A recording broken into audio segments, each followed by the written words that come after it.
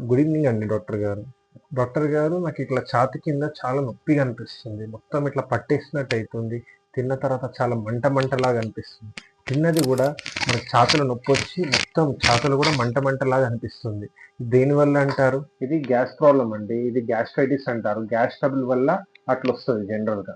అవును. తిన్న తర్వాత చాలా నొప్పి బాగా అయితుంది. సో, తిన్న తర్వాత నొప్పి అంటే మెయిన్‌లీ గ్యాస్ట్రైటిస్ వల్లనే ఈ ప్రాబ్లమ్ అనేది వస్తుంది. గ్యాస్ట్రైటిస్ అంటే ఏంటి డాక్టర్ గారు?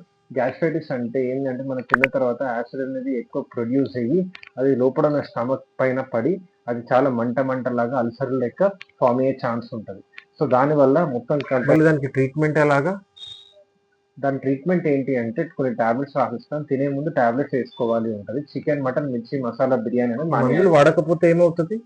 అదేంటి అంటే సపోజ్ టాబ్లెట్ వాడకపోతే అది కడుపులలో అల్సర్లకి రంధ్రాలు పడి మళ్ళీ పుట్ట కోసి ఆపరేషన్ చేయాల్సిన పరిస్థితి. ఎండోస్కోపీ అంటే ఏంటి డాక్టర్ గారు? ఎండోస్కోపీ అంటే మన లోపలికి వెళ్ళి గొట్టం వేసి ఏమైనా అల్సర్లు ఉన్నాయో ఏమైనా చాలా ఇబ్బంది ఉందో తెలుసుకోవచ్చు. దాన్ని బట్టి మనకి ఏ లెవెల్లో ఉందో గ్యాస్ట్రైటిస్ అర్థమవుతుంది.